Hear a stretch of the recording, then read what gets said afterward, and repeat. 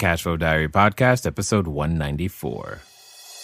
Welcome to yet another exciting episode of the Cashflow Diary Podcast, the podcast that teaches you insider tips, tactics, and strategies for creating leverage streams of cash flow into your life. Learn from top-performing entrepreneurs, business owners, investors, and thought leaders from across the globe as they share their secrets to success. Like what you learn on this and other Cashflow Diary podcast episodes? Go to learninvestingnow.com and sign up to receive powerful tips and information that will help you succeed as an entrepreneur and investor. Now, here's your host, investor, entrepreneur, business owner, educator, speaker, author, and master facilitator of Robert Kiyosaki's cash flow game, Jay Massey.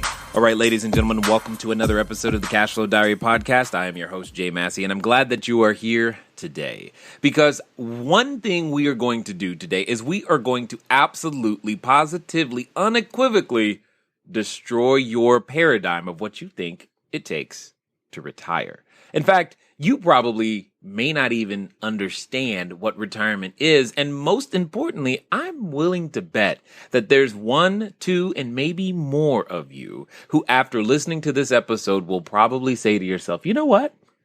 Maybe I can retire today. Here's why I say that. Today's guest, they have been traveling the globe since 1991. Now, for some of you, 1991, I know was the year you were born, but for others of you, you remember where you were, you remember what you were doing, and you remember that you were probably still working. Well, they stopped. 91. That was a while ago.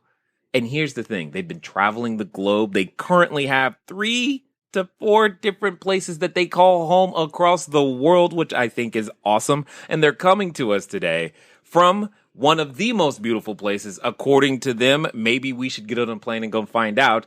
Lake Atitlan in Panajachel, Guatemala. Help me welcome Billy and Akaisha Kaderli. Billy and Akaisha, you there?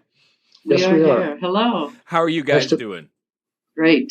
Thank you. That's good. That's good. And I'm guessing that where you are right now in Guatemala, you're not planning on staying there very long. We never know. We're always looking for airline deals, and so if something comes up or an opportunity arises, our bags are just about packed. I think that's awesome. Like, so if you get an email that says, "Hey, 50% off," all the way to Morocco, you're like, I've never been there. Why not? Exactly. If the weather's good and they suit our clothes, we're gone. Oh, I like it. If the weather is good, that's literally that's the qualification. If the weather is good first, weather has to be good, and then the next thing is we got to have access to good food. Good food, got it. Okay, Yeah. All right, cool. That sounds. It almost sounds like a reality TV show that we could come up with right there. Okay. We have been perfecting our skill, like you said, for about 25 years now, and what we have found is that what we gravitate to places where we call it's easy living. And that is that if we need to go shopping, if we need to see a doctor, if we need to, for internet access, if we need transportation, it's all pretty much right outside our door. Got it. And we, around here they have what's called tuk-tuks. And it's a little 3-wheeled vehicle that'll run you anywhere around town for about 60 or 70 cents. And they're like a little bunch of little bugs that are running all around the town, and it makes it very, very easy to be here. Wow, that's awesome. Now, here's what I'm going to do.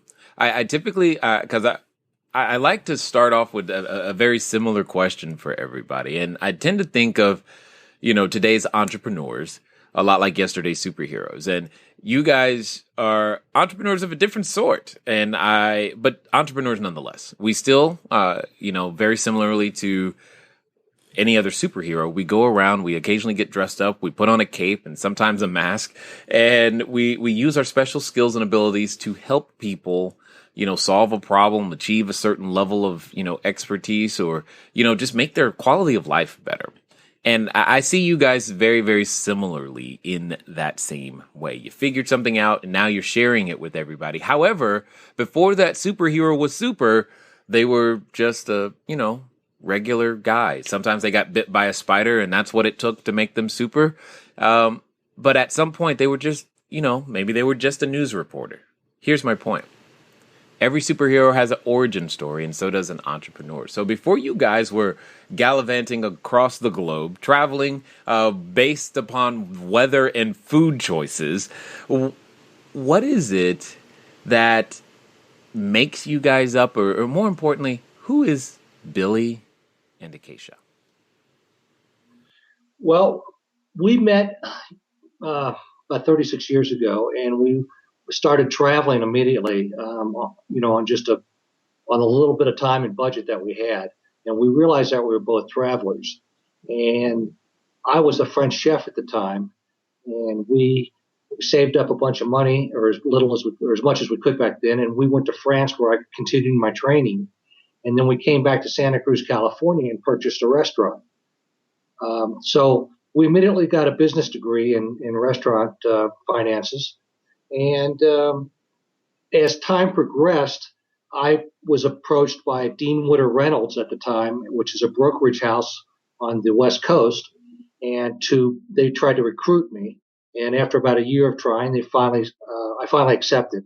And so I got into being a stockbroker, in which after a few years they made me a branch manager.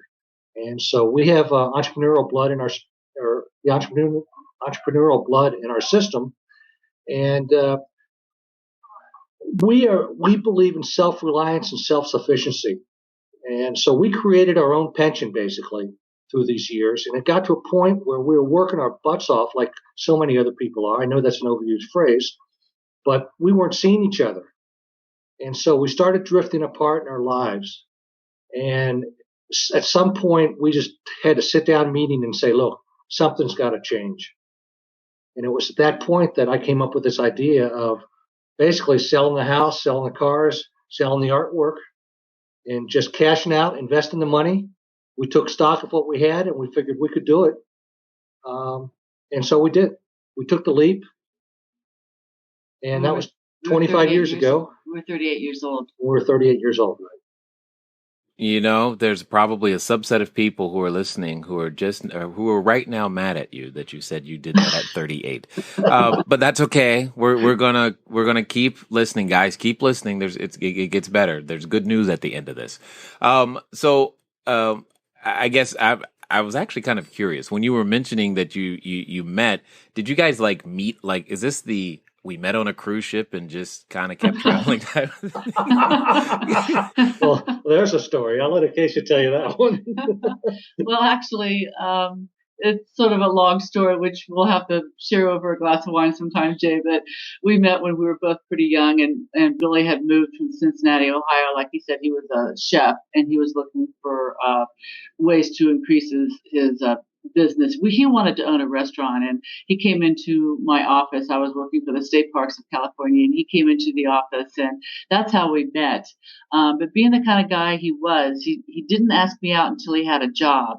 So that took a couple of months, and he finally became a chef of the best restaurant in town, and that's when he asked me out. And we just started traveling together from then on, and realized that both travel and food were important to both of us, and we connected on that level. And we're both entrepreneurs, we're both self-reliant, we are both frugal in terms of we don't waste our money. We've never been in debt, and so we just found a lot of different places where our matrix worked together, and that's why we hooked up and stayed hooked up. Yeah, I get that. And plus, I mean, you found a guy that cooks. That's I kind of know. cool. I'm like, dude, I don't want my wife to hear this. She might get an idea or something that could not be good for me. Anyway, here's what I find interesting.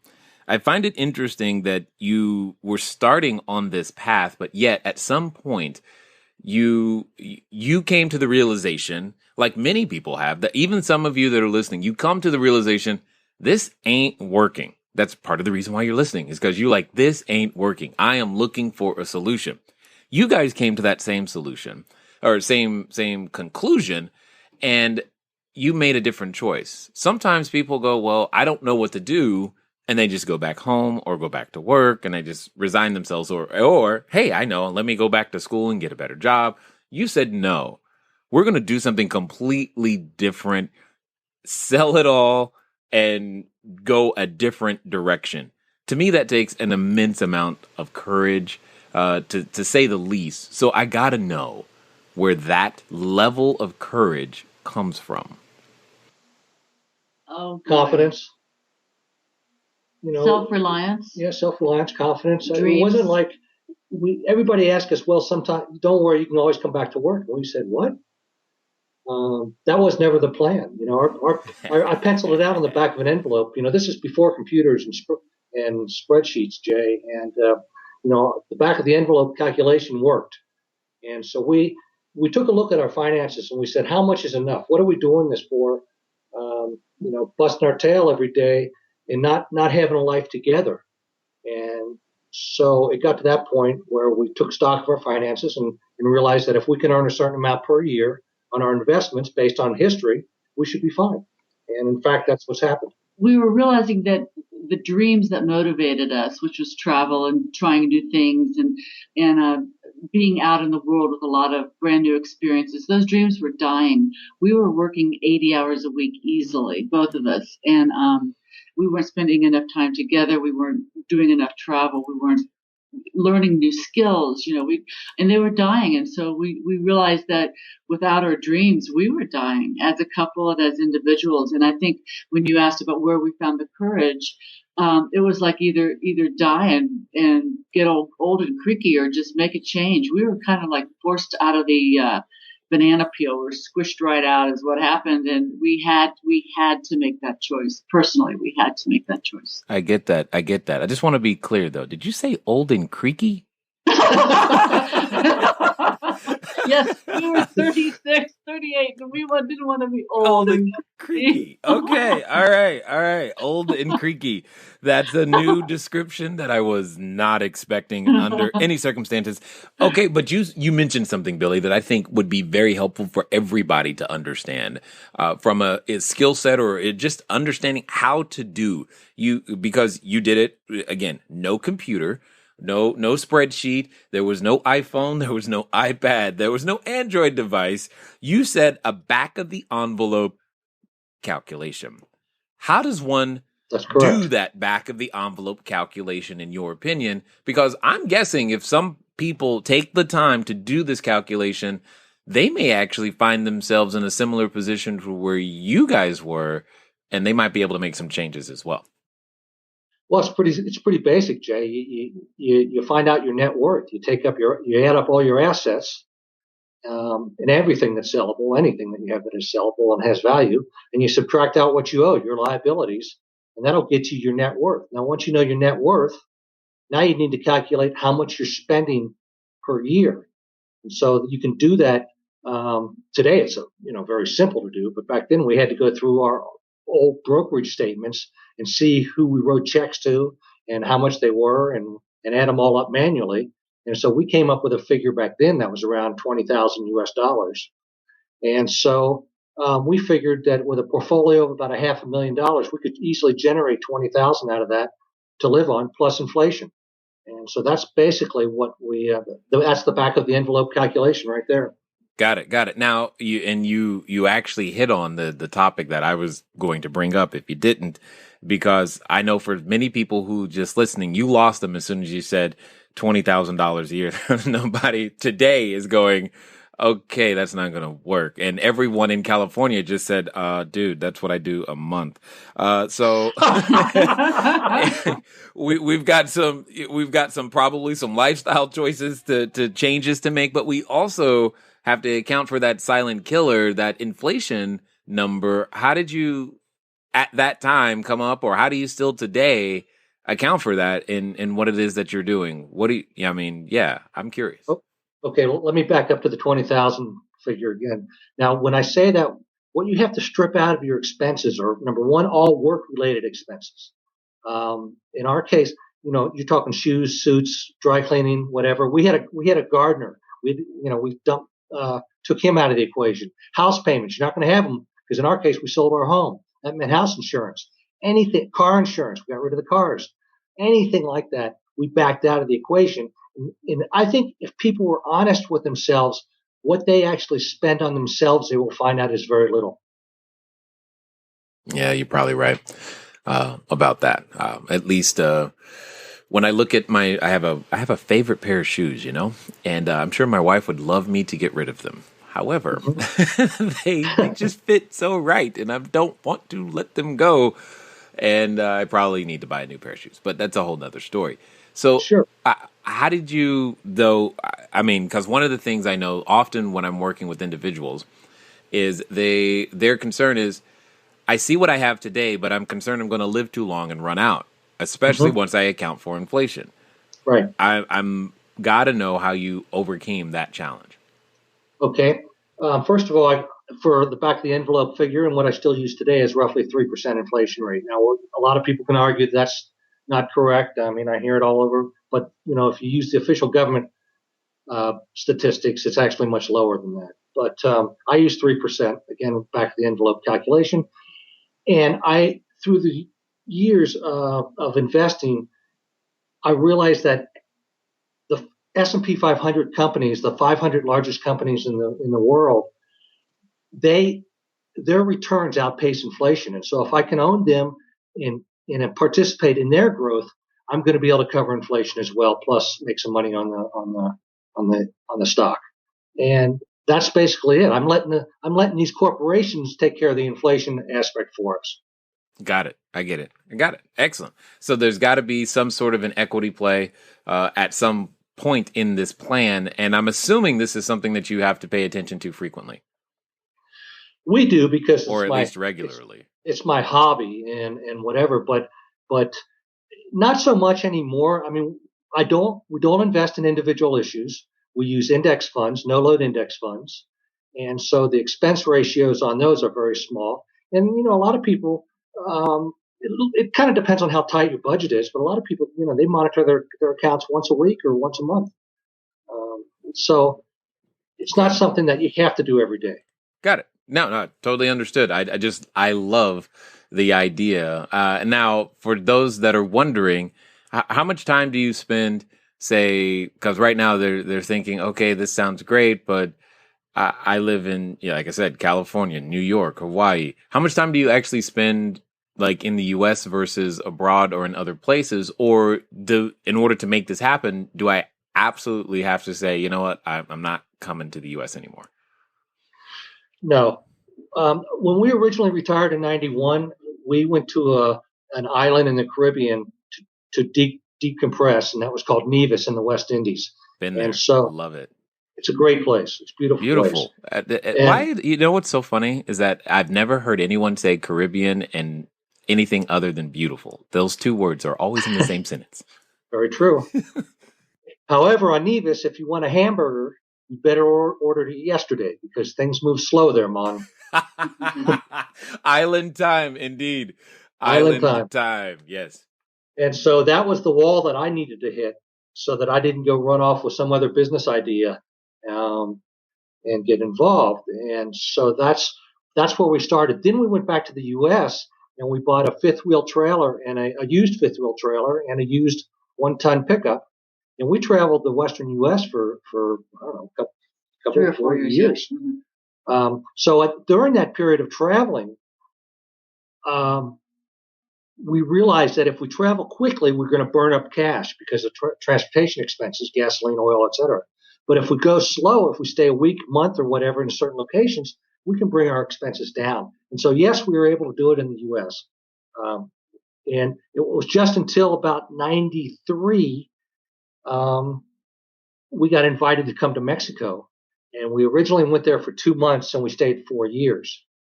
And It was then that we realized that, look, the lifestyle can be better, the cost of living less, and we can have more fun in places other than the U.S. We still go back there from time to time. We do have a small place in Arizona. But for us right now, being out of the U.S. is advantageous to us. We could make it in the U.S., but there's no doubt we know that we've done it in the past. But it's just more interesting for us in these other cultures. I wanted to say something about the expenses in a household. The highest expenses in most households is your housing, your transportation, your taxes, and what you paid for food. If you can modify your housing expense for instance, house sitting, or like we did, we RV'd for a while and stayed in campgrounds or stayed dry camp for a while, something like that. If you can modify any of those expenses, you can live anywhere. And we know people who do stay in the States for long lengths of times, and they do it by house sitting. So that's an excellent way to, you can sit anywhere, San Francisco, New York, at the beach, in a tiny town. People go years, just go from house to house to house. Yes, I like this. You're bringing you're creating possibility where there was at one point possibly a prison, at the end of the day, by this new paradigm shift and figuring it out. So I've got a fundamental question for you. Our government would have us believe retirement has something to do with how old we are. Clearly, that's not the case, especially for you guys. Mm-hmm. So I'm curious, if I asked you what is retirement, and for you to give us a definition, what would you guys say? We like to call it financial independence because retirement sometimes brings along a mental image of you sitting in a rocking chair or visiting the grandkids or doing not a whole lot of anything. You're no longer called up on the phone for your advice, or, you're not active and involved. We like to call it financial independence. And we think that there's no age limit on that. We encourage people to become financially independent as soon as possible and go from there. So it's doing what you want to do, when you want to do it, and for as long as you want to do it. That's what we think financial independence is. Once you're financially independent, then you can choose to work or not to work. And, if you want to work, fine. Then work's not a 4-letter word to us. People need it to structure their lives. But once you're financially independent, then if you have a bad day with a boss, you've got options. And not to mention the digital nomads. People can work all over the world now because they have online businesses or they run things through a website or something like that. We know a lot of digital nomads, and that means you can travel and live anywhere. So there's lots of ways that you can utilize the talents that you have, the skills that you have. A friend of ours that we met here is a programmer for Cisco, and he lives here. And he says, I work 8 hours a day, but I just do it online. Yeah, that totally understood, and that's what you mentioned in terms of a digital nomad. That's exactly how we've managed to structure our business, the real estate side as well. And that's it's the double-edged sword anytime I go anywhere, because my wife knows we don't really have to come back home. And I'm like, yeah. Getting closer. Yeah, right. It's literally like we don't really. Once you get there, it's like, man, I don't want to go back home. We could stay, honey. Yeah, no. And I'm sure you guys have done that more than once, where you've changed that last minute plane flight. You just stayed. Well, clearly you said you meant to go for 2 months. You stayed for a number of years. So here becomes an interesting question of all the places. First of all, do you know how many countries you've been to at this point? Okay, yeah, I'm going to let you hear the answer, how many countries, all this stuff, the traveling, etc. But there's something that I want you to catch. Some of you may have an idea that you want something that you think is currently outside the realm of your possibility. Here's the thing. There was a time where I wanted a Lamborghini. I know, I just grew up, I liked Lamborghinis, they look cool. And I was like, a long time in my head, I was like, man, it'll be great one day to be able to have a Lamborghini. And in my head, I was like, man, that's like $250,000 plus, et cetera, plus, given my size, we're going to have to do some customization. So we're going to have some more money. Here's the point. If you're thinking like, man, it's $250,000, until I get $250,000, I can't have a Lamborghini. You may not ever get to the point of making a Lamborghini possible, dare I say, probable for you. So what else can you do? You can break it down into something that's more likely to happen. For example, $250,000. If you wanted to finance a house that's, depending on the interest rates, etc., let's call it $1,800 a month, right? The point is, $1,800 a month seems a lot more achievable than $250,000. When you break it down in terms of cash flow, the cash flow required, sometimes the goals that we're searching for are well, keyword, well within our reach. I hope, if nothing else, from listening to Billy and Akaisha, that's exactly what you are getting. Now, if you want more crazy ideas like that, feel free to download a copy of the book, Cashflow Diary, 10 Steps to Creating Wealth in Any Economy. You can go over to cashflowdiary.com/free book. Again, that's cashflowdiary.com/free book.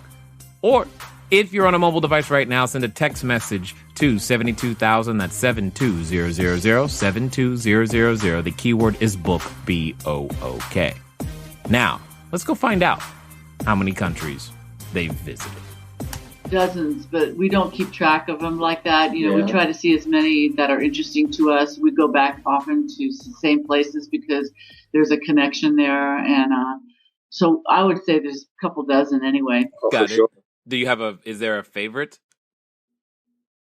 Here, which in Guatemala, this is one of the most beautiful countries that we've been in a long time.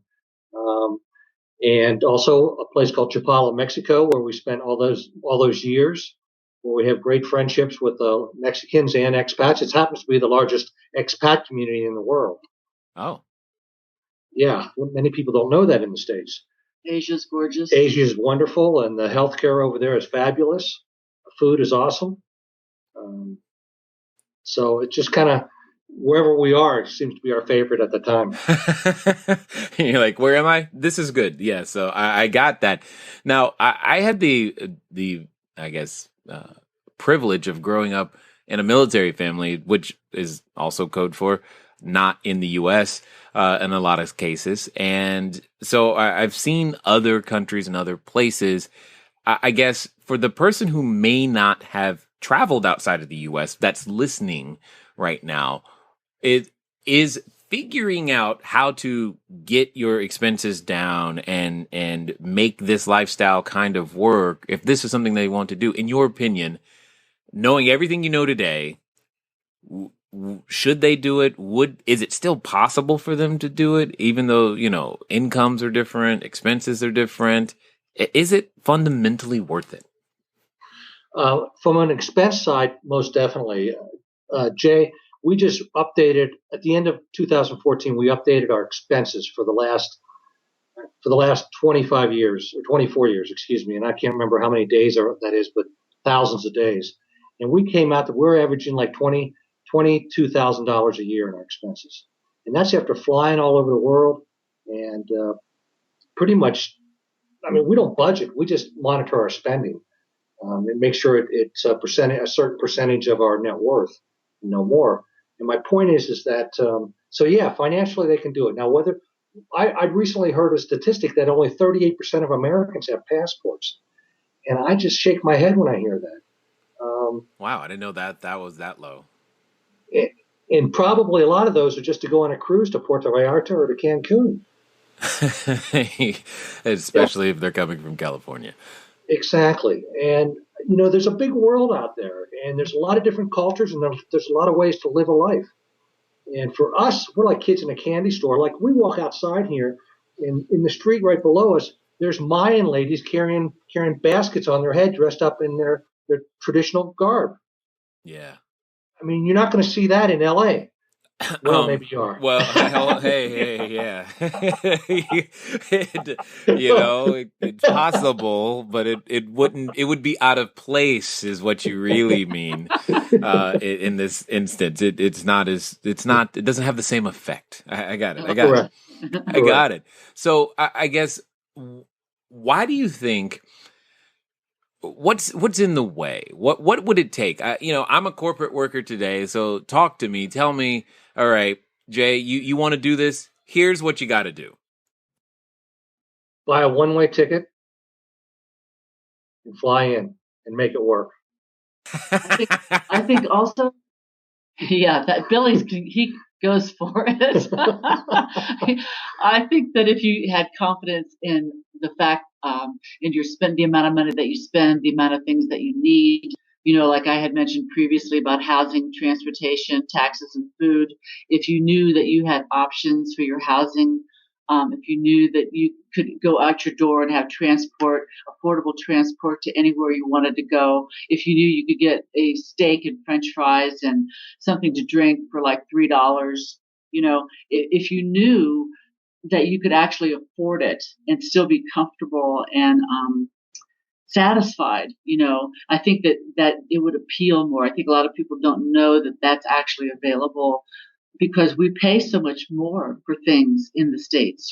We are really encumbered with our financial infrastructure. We have to own, we have to have a lot of stuff. But when you let go of that and be creative, it actually frees you up for a different type of life. So I'm guessing at this point, in my head, I'm trying to picture you guys, and I'm going, do they have more than one suitcase each, or? Well, one thing we do is that we do like the warmer climates. So, like, for us to go to Alaska or the Yukon, or even like for Switzerland for any length of time, we'd have to buy clothing. We'd have to get jackets and gloves and scarves and hats and so on. But generally speaking, we do have about one suitcase, one rollie each, and a carry-on bag, and all of our, we go where the weather suits our clothes, and that's what we do. If we need clothes, we have them made. I just had or buy them. Or buy them. I just had shorts here made for myself, and I don't know. I think they cost $10 or $8. Tailored made. Of course, I love it, and I guess in this particular instance, does technology make this easier for you guys in any way, shape, or form? By Absolutely. far, Yes. by far. That has been the biggest plus to our lifestyle. Like I'd mentioned earlier, in '91 there was no internet, and so online banking wasn't available, and online stock trading wasn't available. So everything was paper back then. So definitely, yeah. Okay. So I'm trying to come up with the excuses that someone would give, and so I'm grasping at straws here because you've knocked almost everything out of the park. I mean, what about medical services? I mean, yes. Oh yeah, Medical. oh yeah. They don't know anything about doctors down here. They're witch doctors down here. we have been proponents of medical tourism for decades, and we have found excellent medical care in a variety of countries that is accessible and affordable. We've received first-class care. We've had accidents, and we've become ill. We've had the flu. We've had emergencies where we had to get taken to the hospital. I had an operation on my finger. I degloved my finger 3 years ago, which included I could have lost my hand. All of that is been taken care of out of the U.S. for just a minimal amount of money. We think that healthcare is a lot more affordable and accessible overseas than it is in our own home country. And the quality of care is better. I think this is our personal opinion. I'm going to say we think in the term healthcare in the U.S. the term care has been taken out of the equation, and the amount of care we receive in these foreign countries is absolutely amazing. They actually care about you to where they'll give you their home cell number to follow up with. The doctors will, the surgeons will, right, and ask you, please call me in 10 days to let me know how you're doing.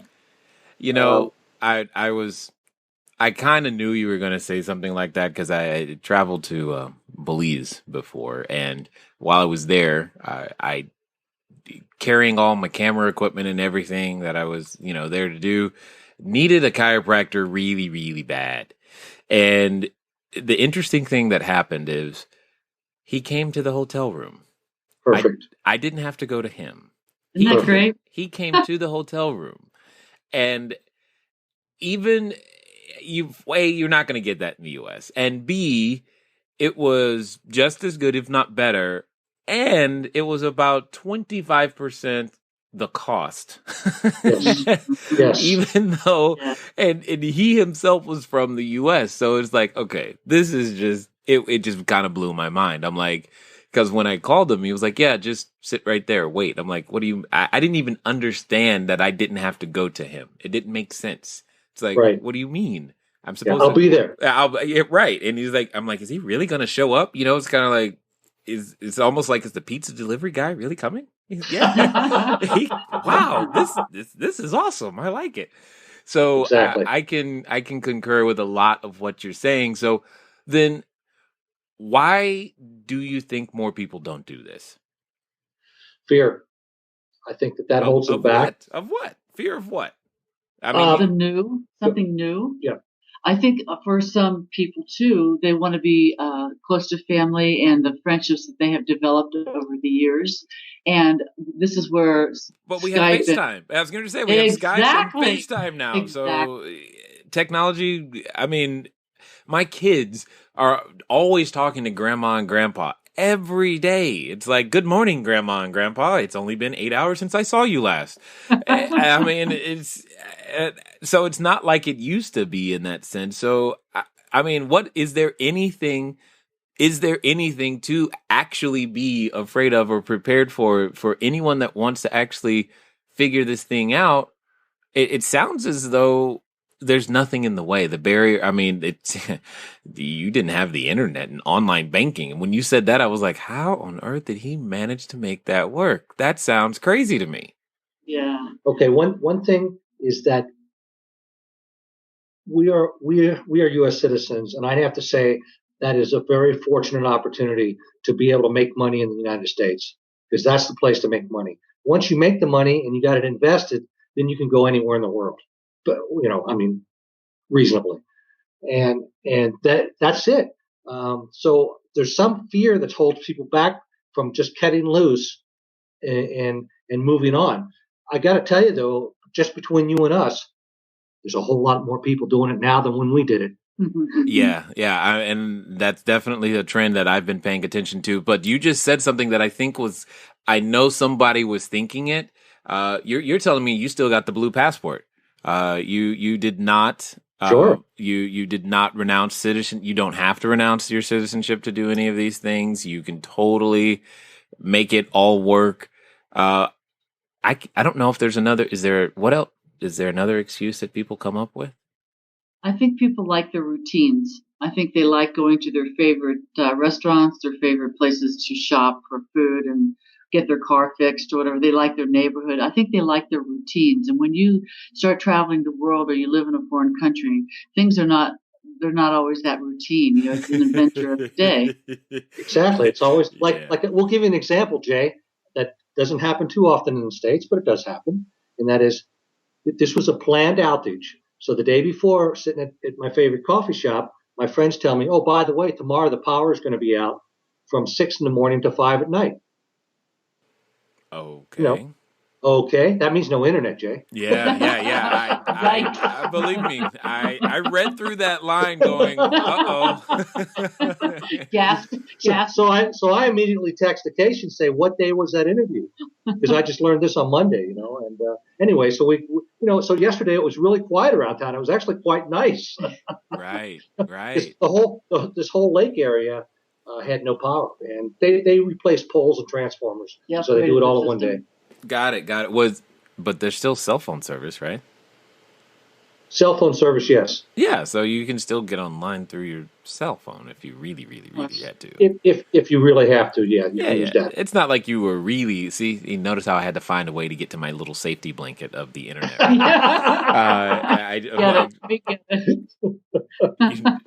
Don't take my internet away from me. It's all good. It's all good. So, do you have kids? No, we don't. Oh, we really admire parents. That's a job. That's a full-time job. I really admire a parent. Yeah, definitely. Well, if you want to, but we know families that travel with kids around the world. Wow. And so that's, what an education. There's a family that has 5 kids, and we met them here. They've lived in Costa Rica for about a year, and now they're in Germany. Their kids know different languages. They homeschool these kids. The world is their school. We actually know families are doing it more and more often all the time. Yes. Whether they sail around the world, or whether they land travel, or whatever it is that they do, it's an awesome way to teach your child. Yeah, they'd have to learn a lot of. Wow, I'm sorry. I'm imagining my 4-year-old right now. There you go. Woo, buddy. She'd pick up Spanish here in no time. Yeah, she'd be bilingual, trilingual in no time at all.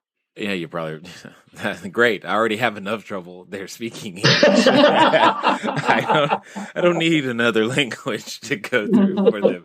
Here's the question. I'm guessing, this is a change of lifestyle. We're talking a change of culture.